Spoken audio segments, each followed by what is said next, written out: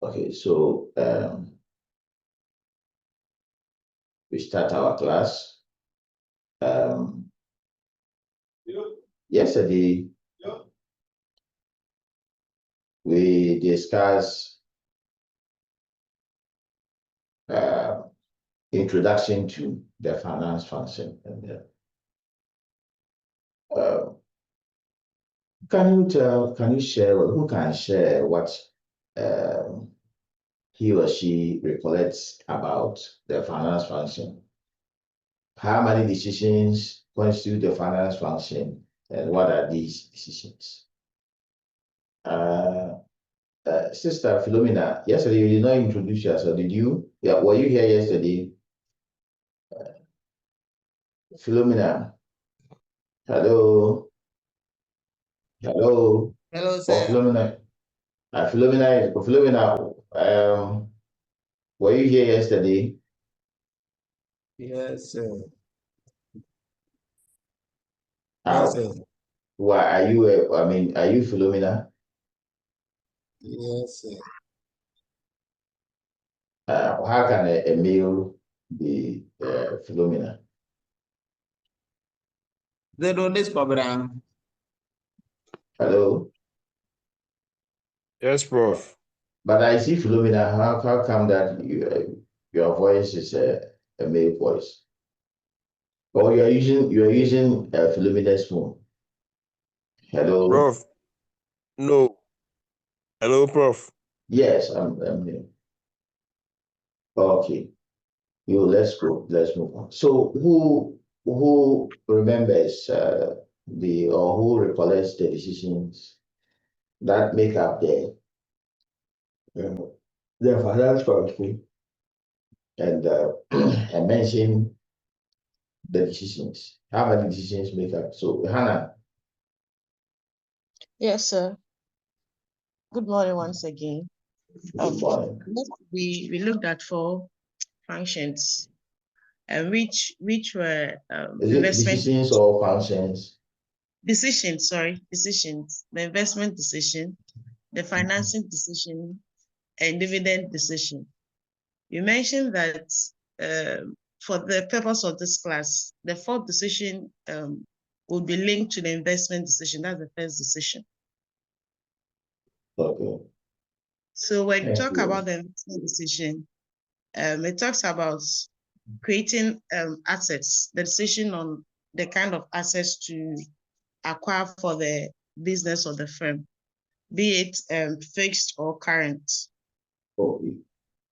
Then we talked about the financing decision, like how to finance the business, the sources of finance for the business, and then the dividend decision.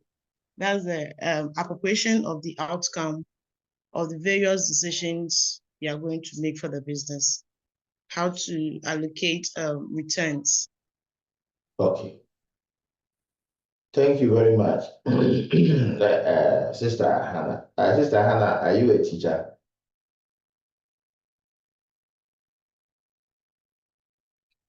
Hello. No, I'm not a teacher. Okay. What do you do then?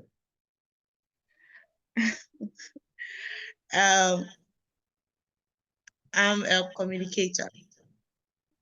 An administrator. A party communicator or what? No, I'm a communicator by training, but I'm an administrator at the National Research Authority. Okay. I think you can teach. So if you have not thought about it, and I'm just drawing your attention to it, that I think you have some teaching talent that you can develop. Yeah, you can be a good teacher. Sir, you are right. You are right on point. It's true. So think about it, and it's a calling. Yeah, think about it. You can be a good teacher. Yeah, you think about it. Maybe that what you are doing now may not be your calling. Right? So think about it and study hard, so that you can be a teacher. I don't think that you are old.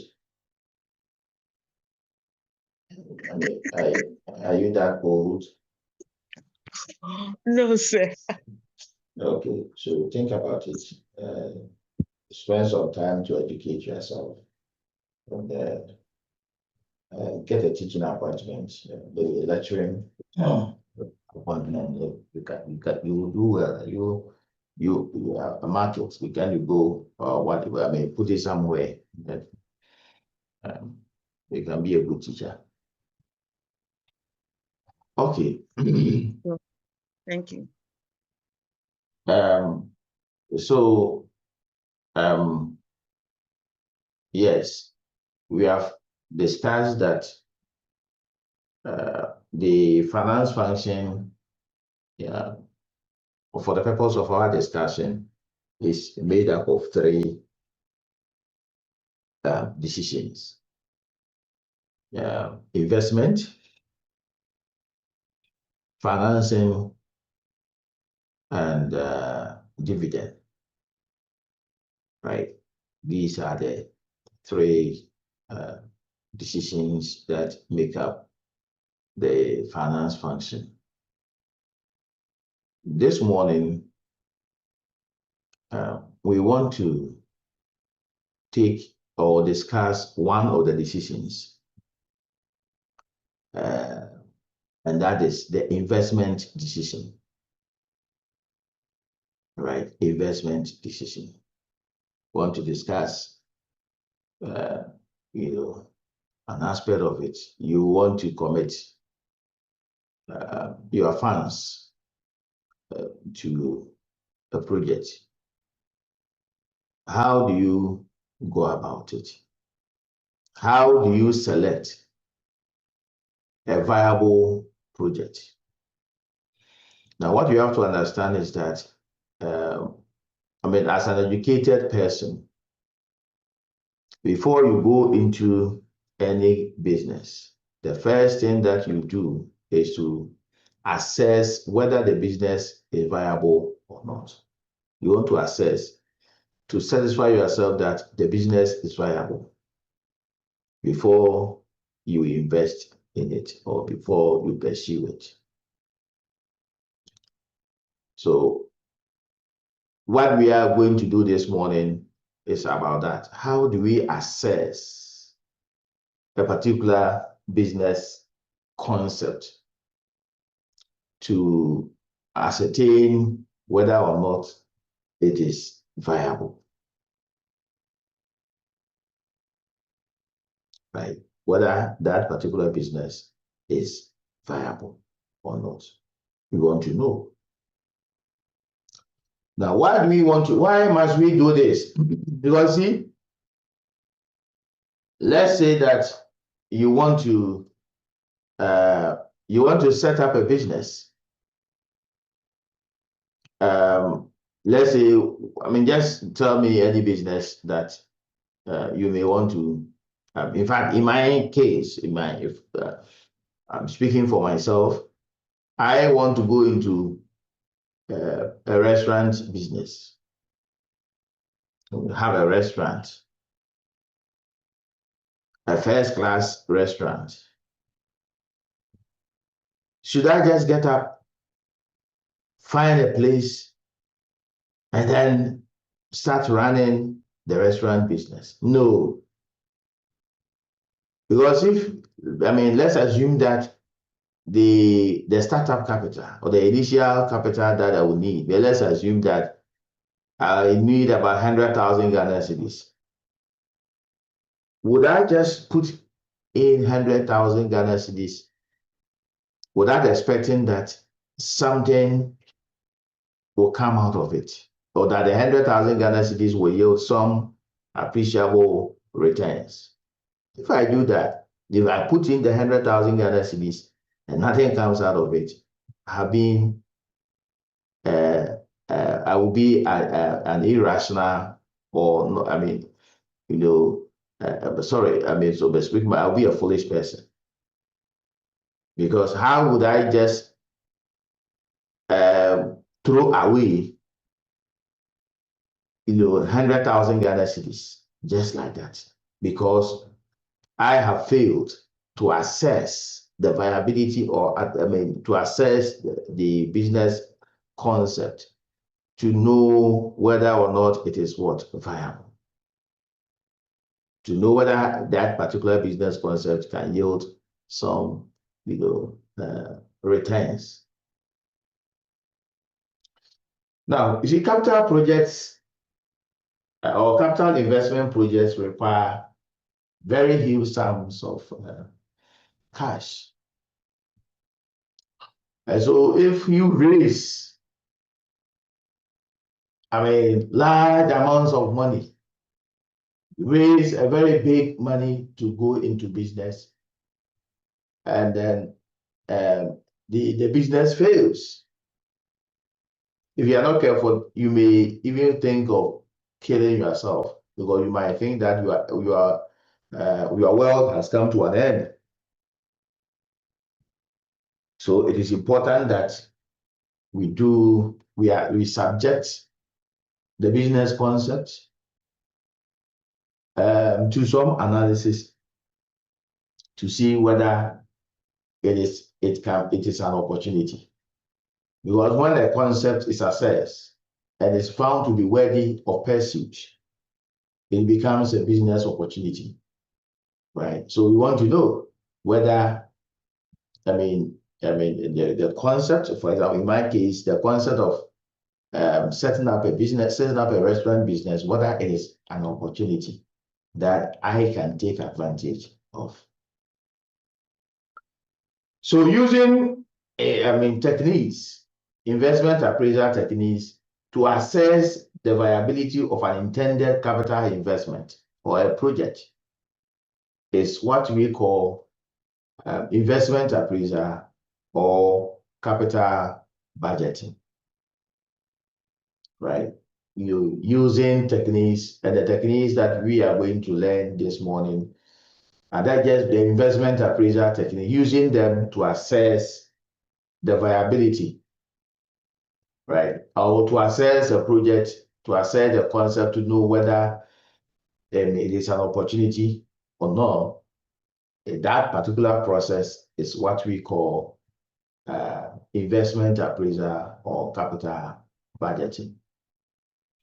Please, once again, if I mention something that is not clear to you, let me know.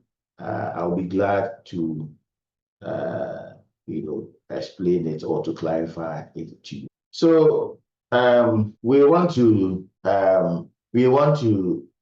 look at some initial concerns or initial issues that must be addressed when you are looking at a particular project. Now remember that in finance, our focus is on cash flow and not profit. Finance, I think yesterday we talked about it, that finance focuses on cash flow, not profit. So when you are looking at a project, you want to know the cash that will flow from the project. That's what we call cash flow. We want to know the cash that the project will generate. So it is the cash flow or the cash that will come from the project that will constitute the basis for your assessment of the project. But what you have to understand is that when you are assessing a project, it is not every cost or revenue that should be included in the assessment.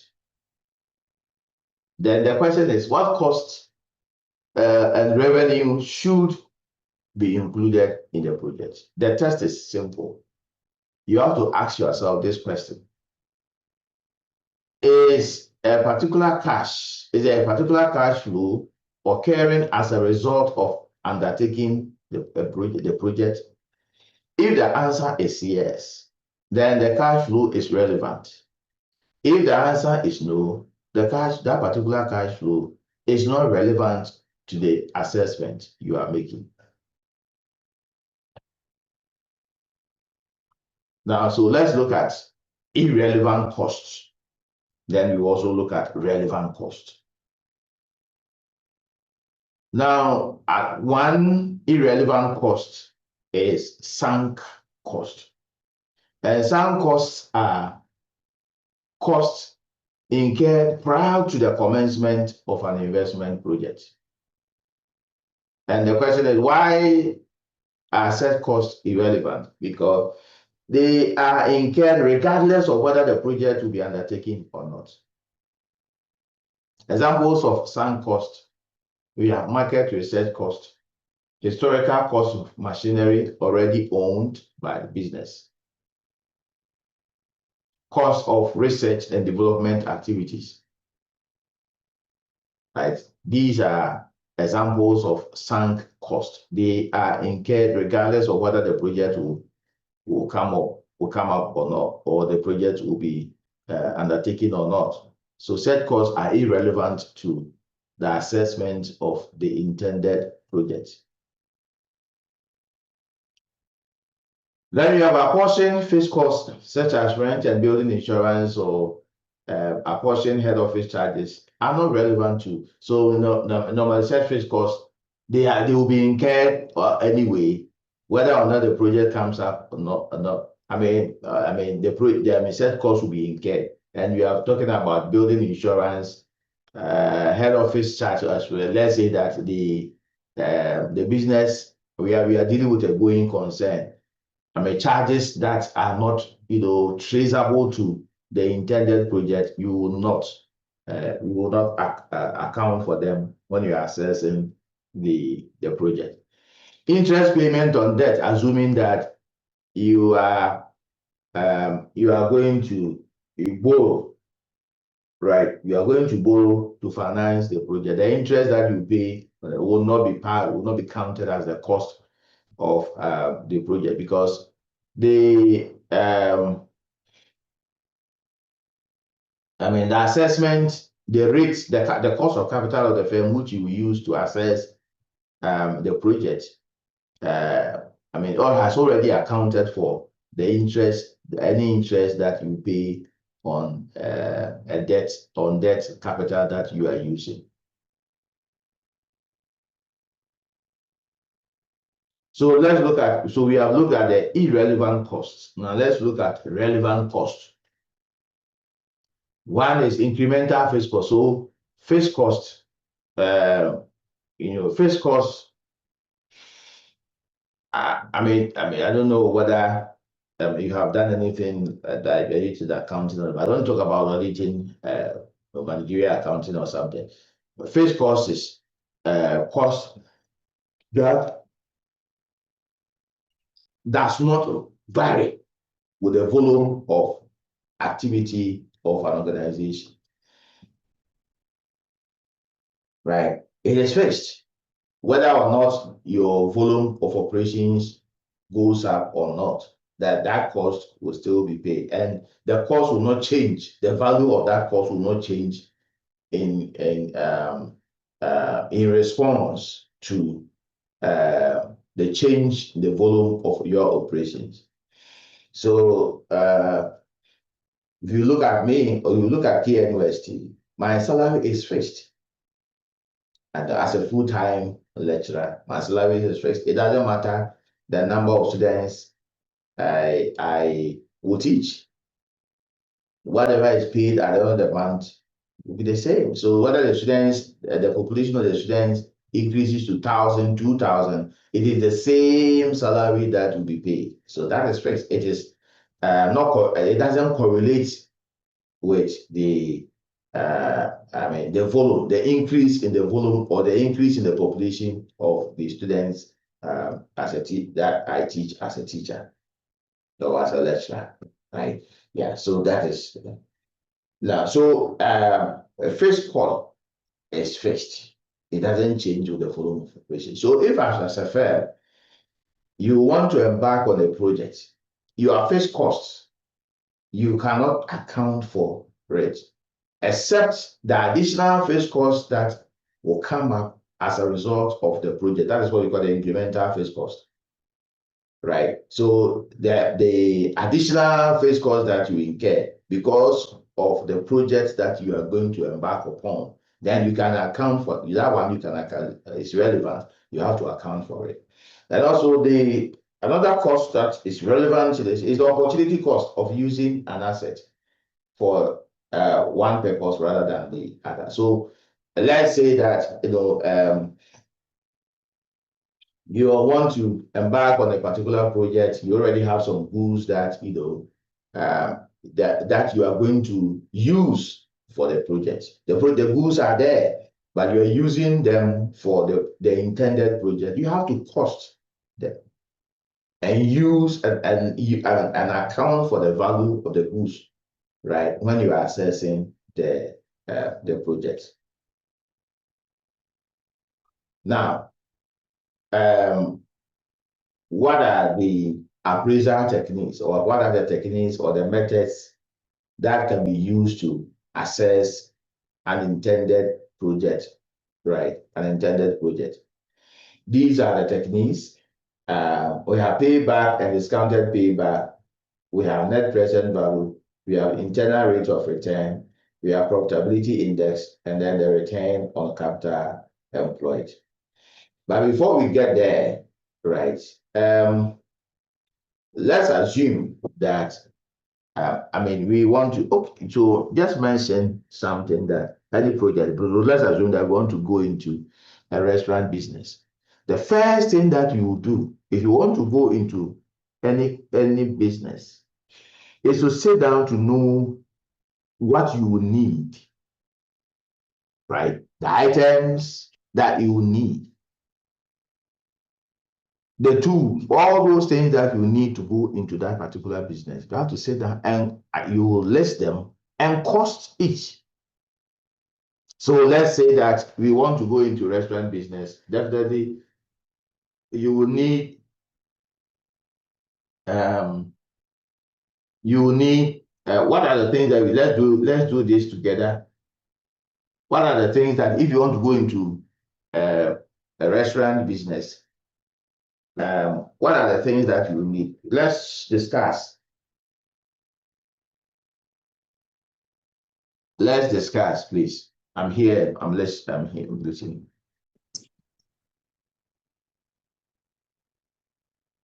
Let's discuss. Two hands are up. Yes. What answer? I want to see the people who are three persons. You have raised your hands, but please unmute yourself and talk. Let me. Yeah, just a minute. Let me call the. Is it Hannah? Is it Hannah? Yes, bro. Okay, Hannah. Yes, I'm listening. My co-lecturer. So please, for a restaurant business, you first need a physical place. Okay.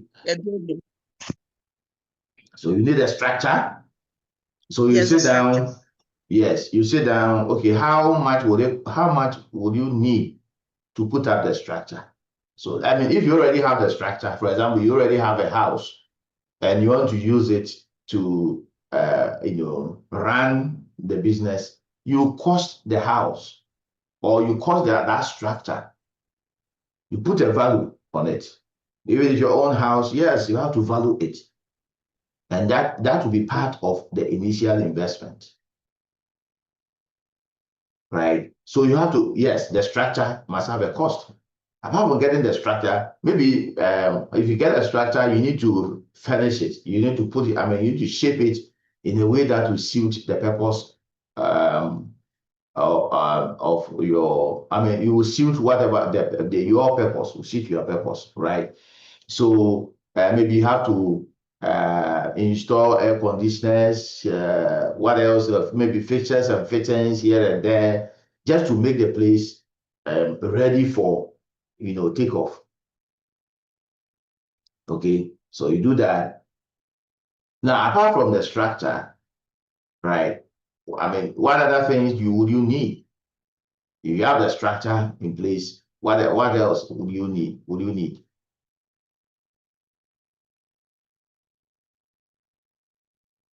So the equipment, maybe you need the you need a paper, yeah, the cooking utensils. Yes. You need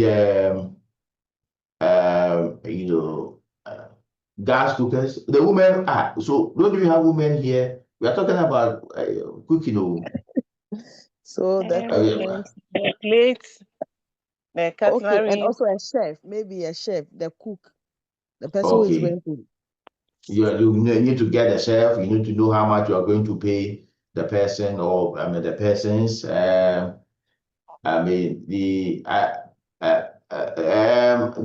is it Gadri? Emmanuel Gadri, Agbeko Johannes, do you want to say something? Do you know how to cook?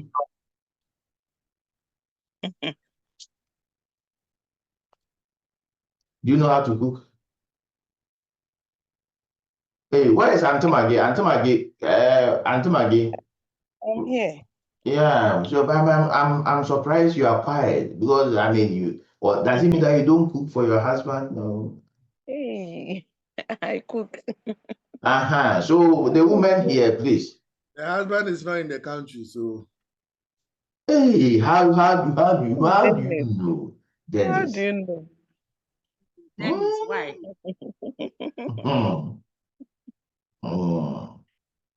So I cook and don't mind Dennis. Okay. And so we need the, how do you call it, utensils, and then the cutleries and those stuff. Okay. The cooking materials, like Okay. the food. Okay. So you need, and they also need you need a deep freezer and a fridge, right? Yes. Deep freezer is different from a fridge. Is that not the case? Yes. Okay. So you need maybe you need a deep freezer. You need gas, gas cylinders, right? And then gas cooker, or Yeah, you know that. right, gas cooker, correct? Yeah, we need the cooker and we need the cylinder as well. Oh, okay. So yeah, okay. So we need So the cooker is the stove and the cylinder is the one that have the gas in it. Oh, okay. All right. So you need a cooker, right? You need the gas cylinder or cylinders, because you may not have to use one. You may have 2 or 3, so that you don't run out of energy in the course of business. What else? So you need the cutlery, tables and chairs, right? We need waitress and waitresses. So we need to employ waitress and waitress or whatever. Yes, you need to employ chef. So all those things you sit down. Well, we also need those who eat the food. Oh, those are those people will come after. Those people will bring income. Yes. I also think we need an oven. Oven, okay. Blenders, you need blenders. You need oven, microwaves, blenders, juicers. Oh, okay. All that. And then toasters, right? Yes. You have to decorate the place too. Yes, we furnish the place, get some curtains, maybe yes, the DSTV, maybe television and what, yeah, just to attract, and regulatory compliance. Okay. And you also have to consider security too. Okay, well, first, so what all that we are doing, right? You need to just sit down and then know what you need. I want to go into this business. What do I need? We have the physical, structure. That's a place. Maybe you need a place. Either you rent or you put up the structure yourself. Yes, you do that. You have the cooking utensil, the cutlery, all those things. You cost them. Right? You cost them. The people that maybe you pay initially, the amount, the raw materials that you need, and you sit down and cost everything. Then once you are done. And you know that these are the things I need and these are the costs. You put everything together. That will constitute the initial investment. That is the amount you need to go into your business. And that will be what we call initial investment. Please, are you with me?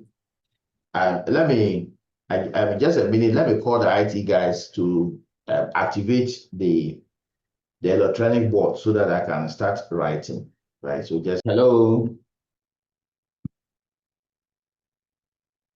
Hello. Hello, sir. Hello. Hello, sir. We are here. We can hear you. Sir, we can hear you. Okay. So we're talking about the things that going into business and the things that you need to do, right? Now you need to sit down and do some analysis to know what you need to start your business or begin whatever project that you want to begin. So what are the things that I need? And then for restaurants, we have talked a lot about what we will need. The women have helped us, especially the women who have been cooking. They have helped us with the items we will need. So we will sit down and cost them. Okay, we need a deep freezer, we need cooker, we need cylinders, we need fridges, we need this and that, we need toasters, juicers, microwaves and cooking utensils, cutlery sets, all those things, we put them together. Maybe initially the raw materials that we will need, a restaurant business, if you want to prepare stew, tomatoes, the onions, the spices, right? Oil, all those things that you need to go or to start a restaurant business, we put them together, right? And we know the cost. And the costs, that is how much we will need to start the business. That's what we call initial investment. Please, do you see my board? No, please. No, sir. Oh, when I write, you don't see. Yes. No, No, please. Oh, okay. Just please, do you see my board now? Yes, sir. Okay. So Yes, can please. you read what you see now? Restaurant, initial investment. Thank you. All right. So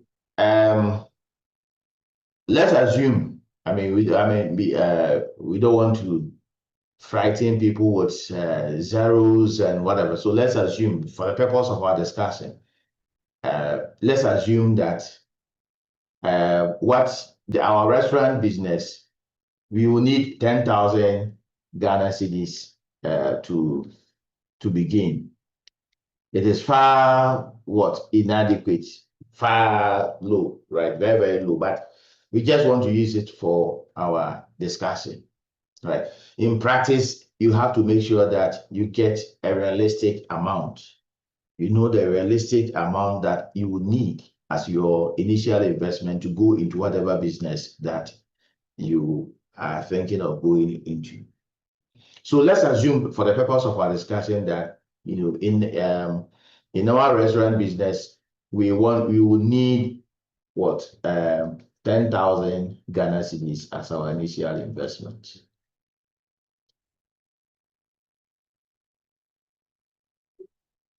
Now, once you know your initial investment. The next thing is, what will come out of this business? How much can you make? Then we are looking at the cash flows. What cash flows will come from the business? How much, in other words, how much will the business generate? Either on daily basis, on the weekly basis, on monthly basis or whatever. You have to sit down and do set projections. The cash flows, what will come from this business, or how much cash can this business generate daily, weekly, monthly, yearly, whatever. So you say that, okay, then you look at so you look at the inflows and the outflows, right? How much come in, how much will go out, you find the net. That will be the net inflow, or a net inflow or net outflow. Because if what will go out will be more than what will come in, you are likely to have what? Net outflow. So you do your projections. And usually the projection, whether you do it on daily basis or weekly basis, you can always get the yearly projections. It is advisable that for projections, in order for you to be near accurate, or for you to be reasonable, usually projections must not go beyond 5 years, or should not go beyond 5 years. So you can project up to 5 years, 3 years. Some will do projections for 3 years, from 4 years, some 5 years. But projections beyond 5 years usually will have some issues because of human weakness. We cannot project with reasonable accuracy beyond 5 years. But somebody may decide to go beyond 5 years. The person is at liberty to do so. Right. So you have done your projections. Let's say, for the purpose of our discussion, let's say that we have done our yearly projections. That is the inflows and outflows, reconciled. We will have these. So we have our cash flows. Right. These are the cash flows. So let's make projections. This restaurant business, in the first year of its operation, how much do we expect? Looking at the fact that we have said we are going to put in 10,000 Ghana cedis. How much do you think that in the first year we will generate? So let's assume that in the first year, after doing everything, the additions and subtractions, our inflow or net inflow will be 2,000 Ghana cedis. These are projections, please. So let's assume that in year 2, subtracting and adding the inflows and the outflows, we will get, let's say, 3,000 Ghana cedis. In year 3, let's say 3,500. Year 4, 4,000, and then maybe year 5, 5,000. So these are the projections that we have made, assuming, yes, these are projections, right? And these are figures that we are creating. In practice, you must make sure that these figures are realistic, right? These figures are realistic. You can do some analysis, you can do some survey, do some research to know or to help you make reasonable projections as to the cash flows that you expect from your intended projects. So let's assume that yes, we have our 10,000 there as our initial investment, and these are the projections that we are making of these are the cash flows that we are expecting on yearly basis. So in year one, we expect that we will get 2,000 Ghana cedis as our net inflow. Year three, year two, 3,000, year three, 3,500, year four, 4,000, year five, 5,000. So yes, we have done our projections. So if these are the cash flows or the inflows that are coming in for the first 5 years of the project's life, can we say that the project is viable? We can only arrive at or make a good conclusion when we have applied any of the investment appraisal techniques that we are going to learn to apply, right? So that we'll be able to know whether the intended project is viable or not. For us to do that, we need to apply any of the investment appraisal techniques. Yeah. So let's turn our attention to the investment appraisal techniques. I projected them there. Please, do you see? Hello? Yes, please, we can see. We see them. Investment appraisal techniques. Do you see? We see them. Yes, sir. Okay. So we have payback and discounted payback, net present value, internal rate of return, profitability index, and then the Madam Beatrice Afrane, are you in a good place? We don't want to see. I don't want to see what I don't want to see. Okay. I'm in the spirit this morning. I don't want to be poisoned. Okay.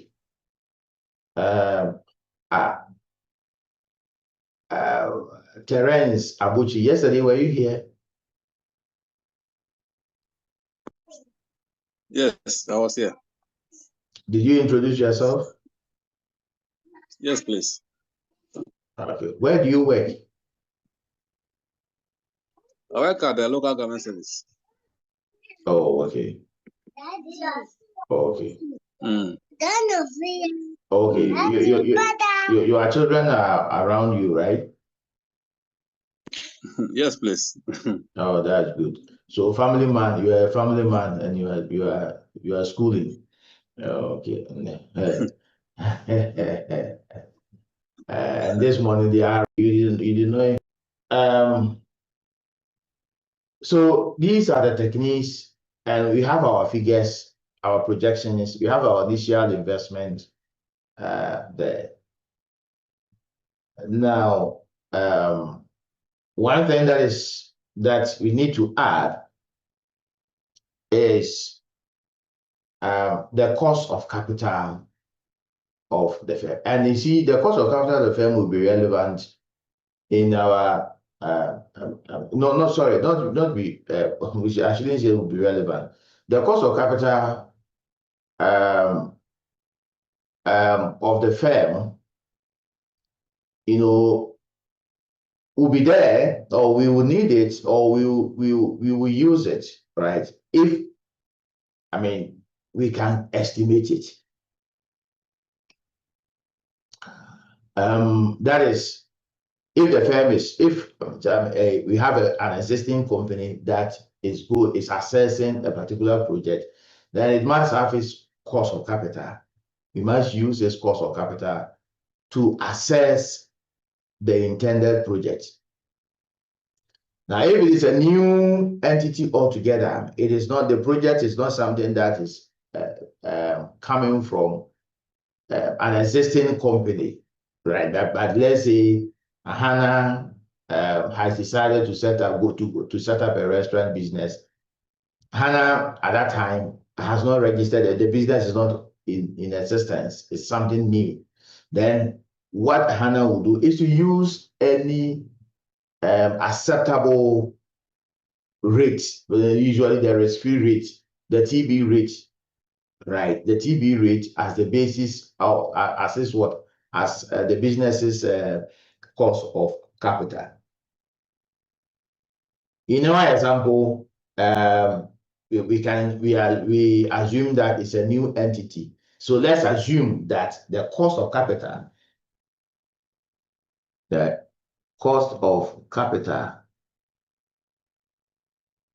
that is the cost that will be paid for the use of capital.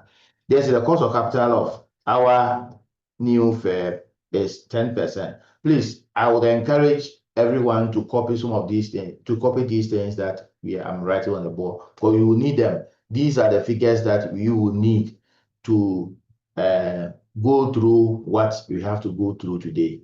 So if I were you, I will have my notebook. Yesterday, I told you should come with a calculator. So if you have your calculator, get it ready. You have your notebook. Please make sure that you copy these things as we move along. Okay, so these are the figures that we have. We have our initial investment, we have our projections, and we have our cost of capital. So in the absence of, in the absence of you having your own cost of capital because you are going concern, the recommendation is that you choose the rate on T-bills as your cost of capital, right? You choose it as your cost of capital to assess your intended project. But if you are going concern that you're already in existence, then as a firm, you may have your cost of capital. You use it to assess projects. So let's look at the techniques that you have. Please, if you have any question, feel free to ask me. Please, if there's something that you don't understand, don't keep it to yourself. Feel free to ask or let me know, right? Let me know what the concern that you have, whatever you don't understand, let me know, please. Okay. Now the first one, the first payback, say payback and discounted payback. So it's a pair, right? You have payback and discounted payback. All right. Now, if you are using payback method, if you use the payback method to assess your project, and please listen to me carefully. You want to know, looking at the initial investment you have and looking at the projections you have made, you want to know how long it will take for you to get back or recoup the initial investment that you are going to make. In our example, our initial investment is 10,000 Ghana cedis. We want to know the time it will take us, or the period it will take us to get back our 10,000 Ghana cedis, looking at the projections we have made. So all that we do, if you are using the payback method, is to start adding the cash flows, the projections that you have made. You add up to the point where you will get the initial investment, and that will be the payback period. So let's start adding. By the end of year one, how much are we expecting, right, the project to generate? The project is expected to generate 2,000 Ghana cedis, right? Yes, so bro. by the end of year one, we would have recouped 2,000 Ghana cedis out of the 10,000 that we are going to put in. What about year two? 3,000. 3,000. So by the end of year two, we would have recouped how much? 3,000. No, that is 5,000. 5,000, right? Then year three, 3,500. So together we would have recouped 8,500. Then we have to get to year four. In year four, we have what? We have 4,000 Ghana cedis. But at the time by the time we get to year four, we would have recouped 8,500, right? Yes. So we will not need the entire 4,000, right, to get our initial investment, because by that time we only need 1,500 to make up the 10,000 that we need, right? So what we will do is that here we have to break this down, 4,000 down into month, because this is a full year's cash flow, right? So we want to know how many months, right?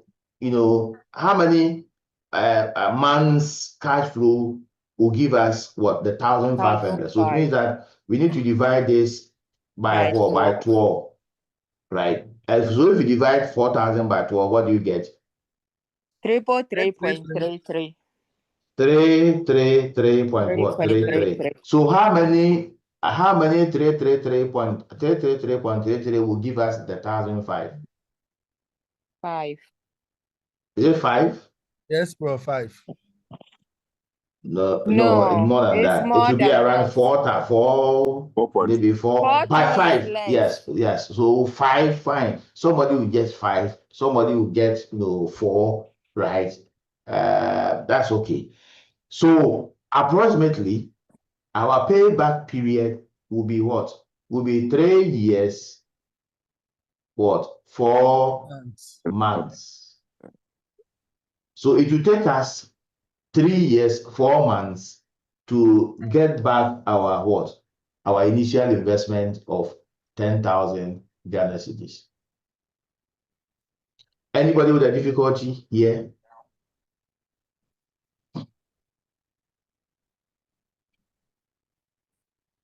Is there anyone with a difficulty? Anyone with a difficulty? My network was not stable at all, so I was. Who is speaking? Mary Abuna. Mary, have you introduced yourself?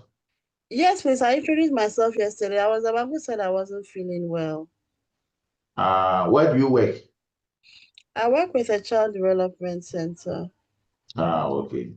And your marital status is? She said she's married to a Voltarian. I'm married to a Voltarian. Oh, okay. With 2 kids. Okay, so then is this one there. This one is closed. Yes, it's closed. Case closed. This one there, she's my sister. So okay, that's nice. Okay, so Mary, is it which points do you have this difficulty? My line actually went off from when we got to the cost of capital 10%. I couldn't follow through anymore. So, but do you understand how we got a 10%?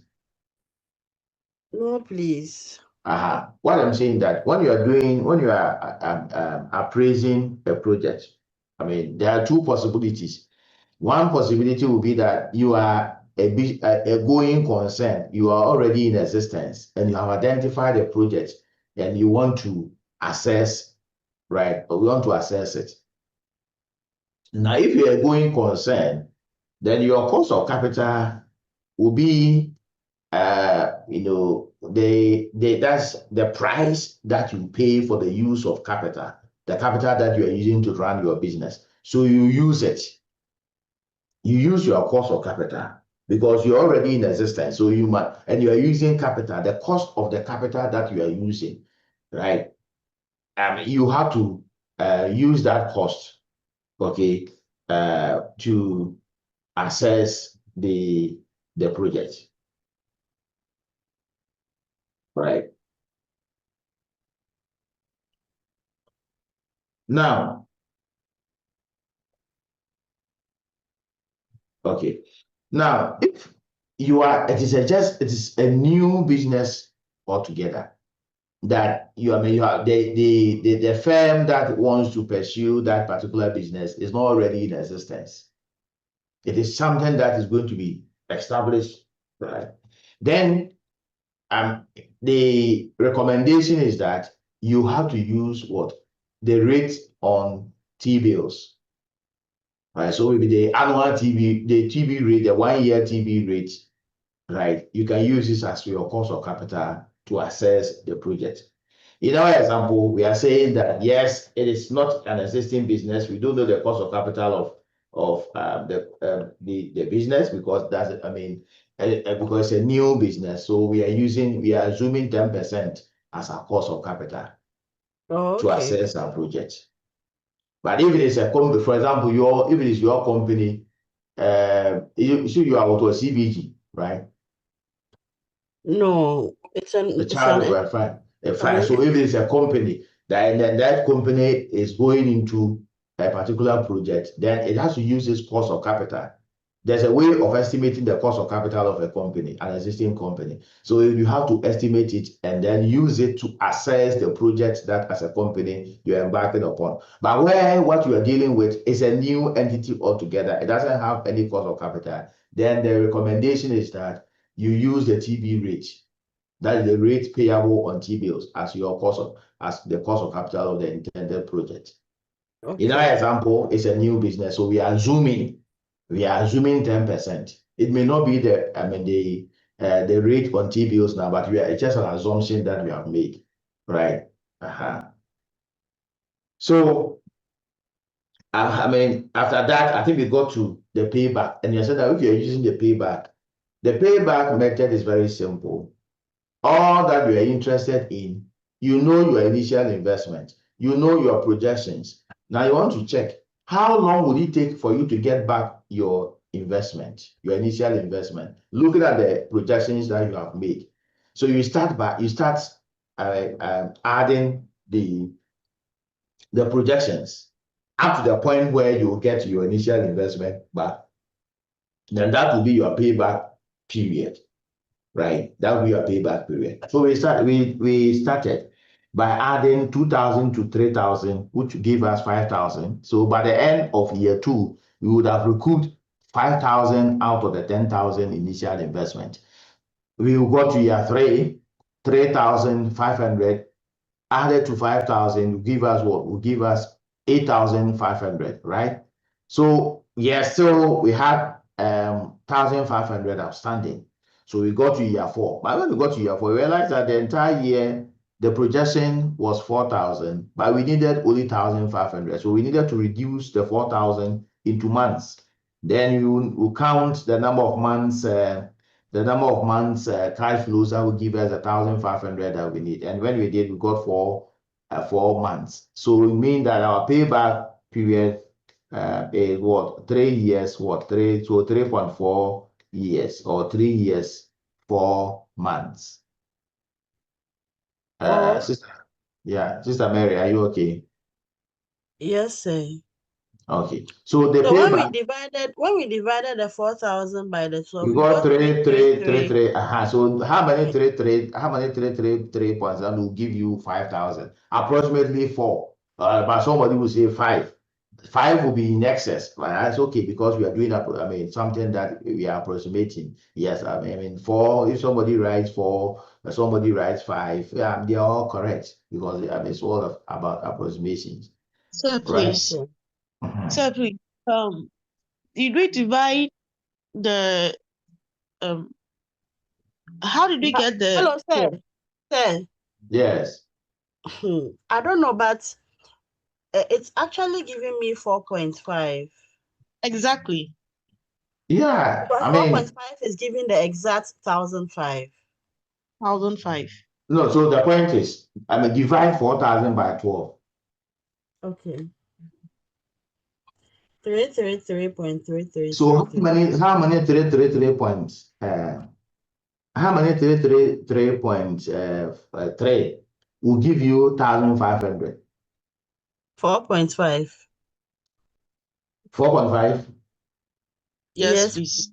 Fine. That's okay. 4.5, 4, 5. Yes, you're all So, correct. sir, I wanted to ask, in that case, if it's 4.5, that's like 4.5. So in your payback period, can you write in weeks as well? What days or weeks? No, don't worry yourself. So just write 4.5 or 5. Somebody will just write 4.5, 5. You're all correct. Okay, sir. Thank you. Okay. So, is everybody okay up to this stage? Yes, sir. Okay. Now, we look at the discounted payback.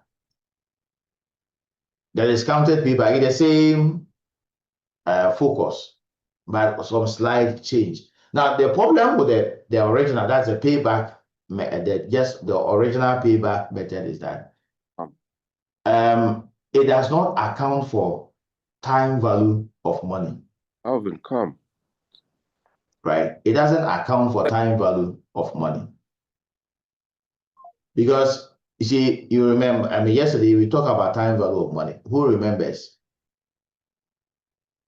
Who recalls what we discussed about? Musa Abu, is it Musa Idrisu Abu? Your hand is up. Yes, let me know Prof.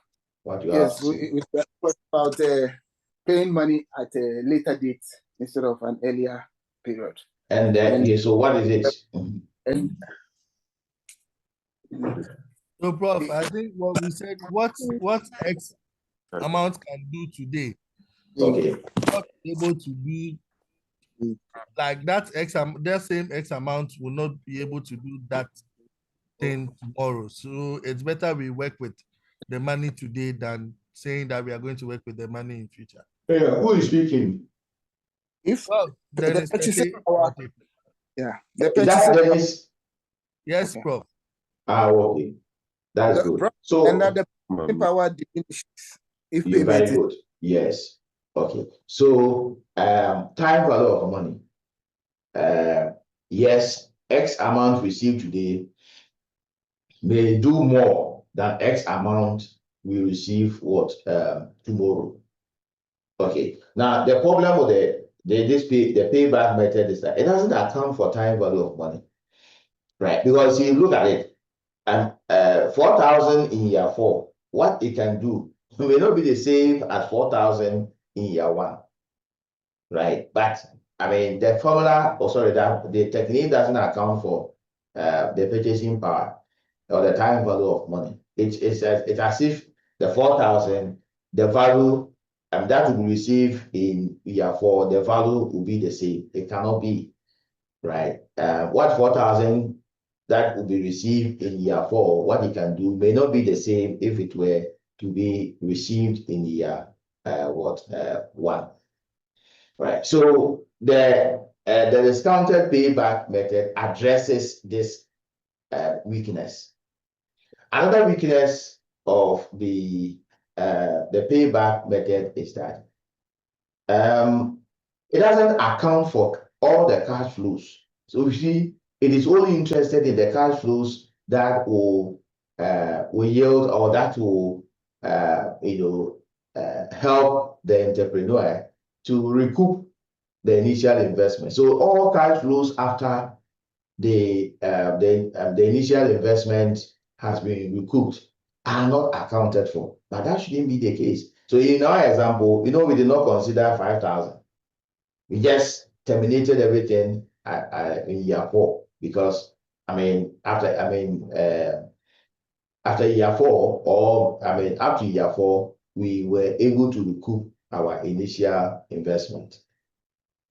So right now, so the discounted payback addresses the first weakness, which is the time value of money. Now, when we are using the discounted payback technique, you have to discount the nominal cash flows. These are nominal cash flows. You have to discount them by the cost of capital of the firm, right? The cost of capital of. So we are going to discount, and discounting. This is the formula. Now, what you have to bear in mind that if we do any quantitative, or we discuss any quantitative topic and it involves a particular formula, please, in your assessment, the formula will be provided. Okay, there will be a formula sheet. If there's a need for you to use a particular formula, there will be a formula sheet. But the point is that if you don't know how to apply the formula will be provided, but it will be useless. So learn how to apply the formula and that you'll be fine. Okay. So this is a discounted method. If you want to find the present value, see when you discount, you are finding the present value of a future sum. So 4,000, for example, if you want to know its value today, you discount it by the cost of capital of the firm, and that will give us its present value, that its value today. So you want to find the PV of something of a future sum is supposed to be the cash flow over 1 plus R raised to the power T or N, T or N, the value is the same.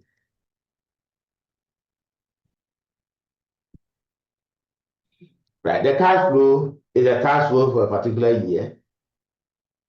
1 is constant, R is the cost of capital. R is the cost of capital of the project. So R equals or cost of capital. T is time. 1 is constant. P is present value. Cash flow, as it stands there, is a cash flow for a particular period. The inflow for a particular period.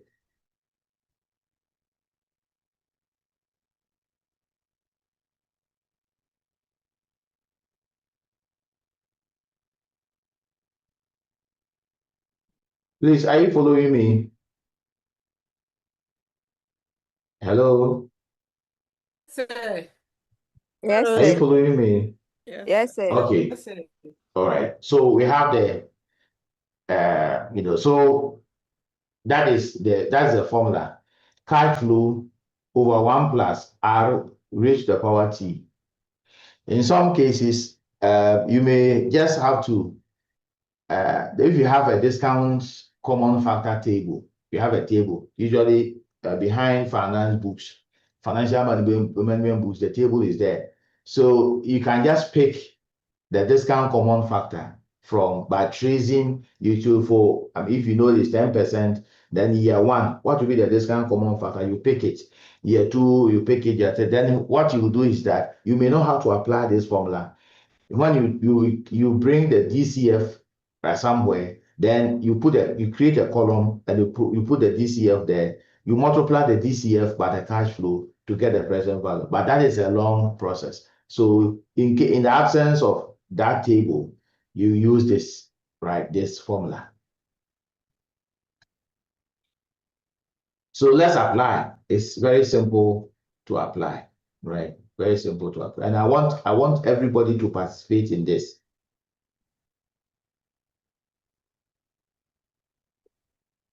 Right. So year 1.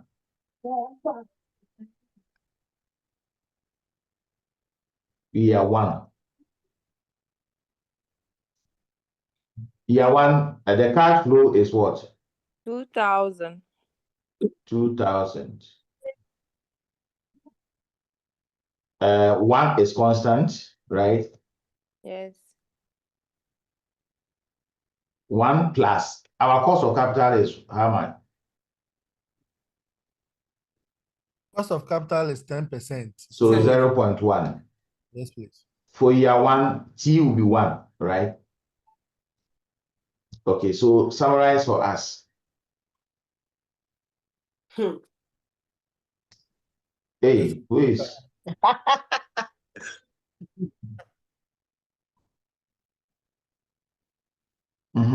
Somebody should summarize for us.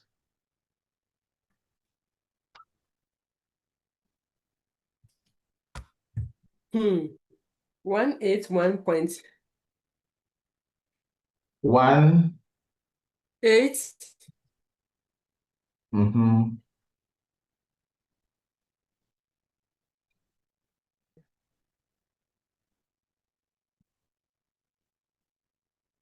So 1818.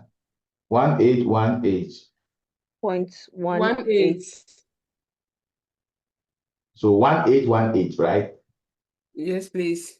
Okay, point 0.18. 18. 0.18. Okay. Right. Anybody with a difficulty, please. I encourage everyone to participate in what we are doing. I encourage everyone to participate in what we are doing. It's an important topic. And I encourage everyone to participate in it. I'll discuss it with the Kumasi group, right? And I'm discussing it with you. Please. It's a very important topic. Let everybody participate in it. I know that in the comfort of your home, if you are not careful, somebody is lying in bed, somebody went on the Salome and is here to return home. And, please, I encourage everyone to participate in what you are doing. Okay. So year one, that is for year one, right? 1818.18. Now let's go to year two.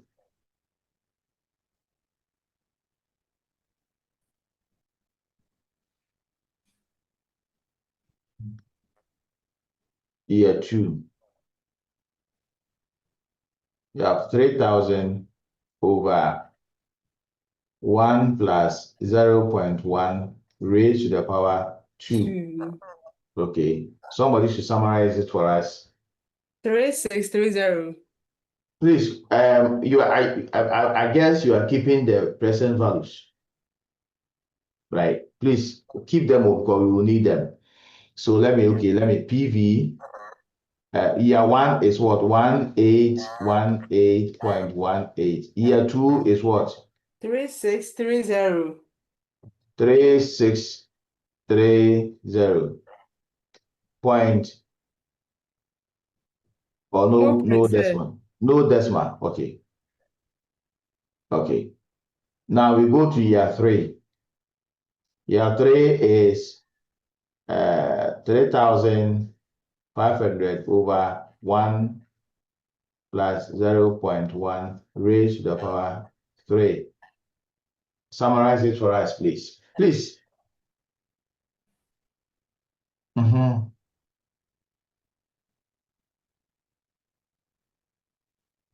Summarize it for us.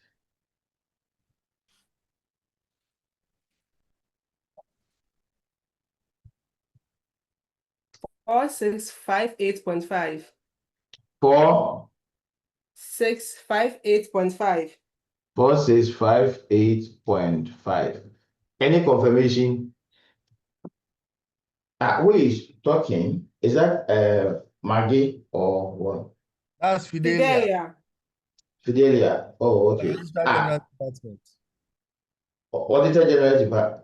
Registrar General. Registrar General. Oh, Fidelia. Okay. Prof, she's right. Okay. Now, year 4. 4,000 over 1 plus 0.1 raised to the power 4.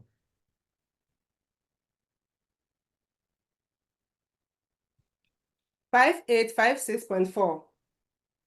5856.4. 56.4.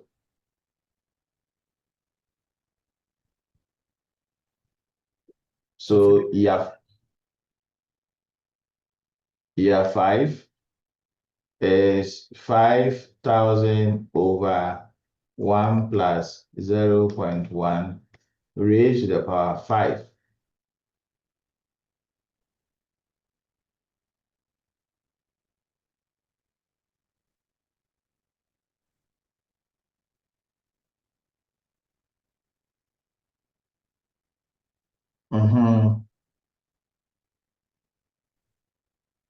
8052.55. 802.55. So 8052.6. No, it's 5,000 or 5,000 over 1 plus 0.2.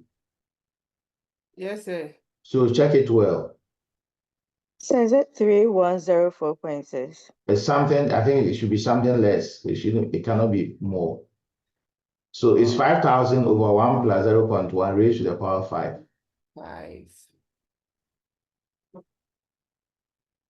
Okay. 3104.6. 104.6. 304.6. 6. Any confirmation, please?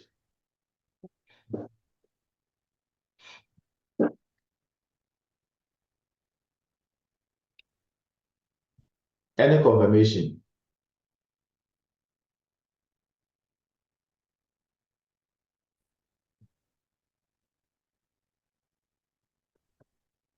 Any confirmation, please? Confirmation, please.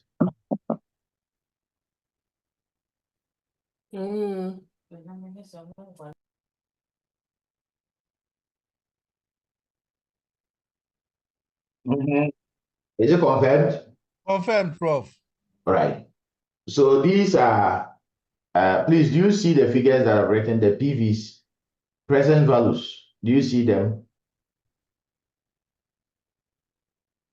Yes, sir. The first one is 1818.18. 1818.18. The second one is 3630. 3630. The third one is 4658.5. 58.5. The fourth 5856.4. The fifth 3104.6.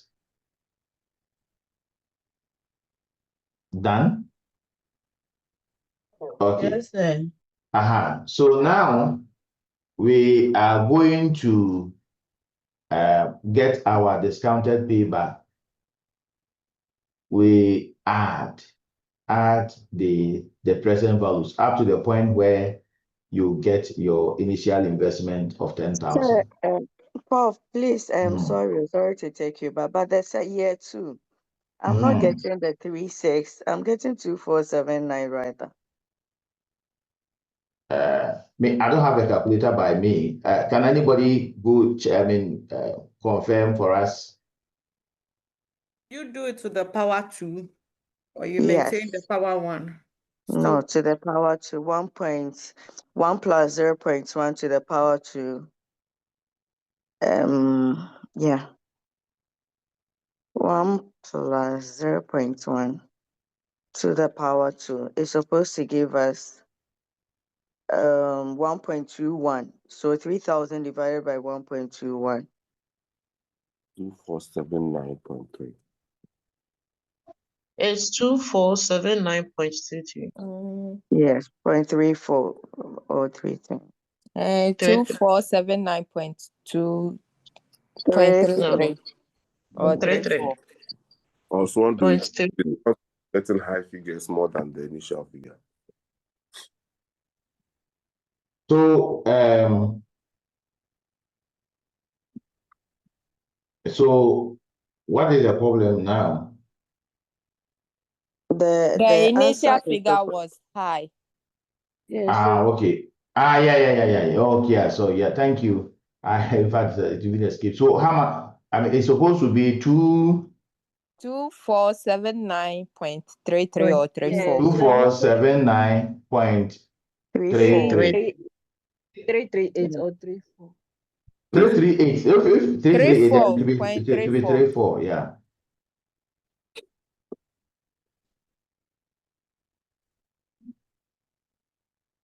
I'm just relying on you. I don't have a calculator here. So I'm just relying on, depending on you.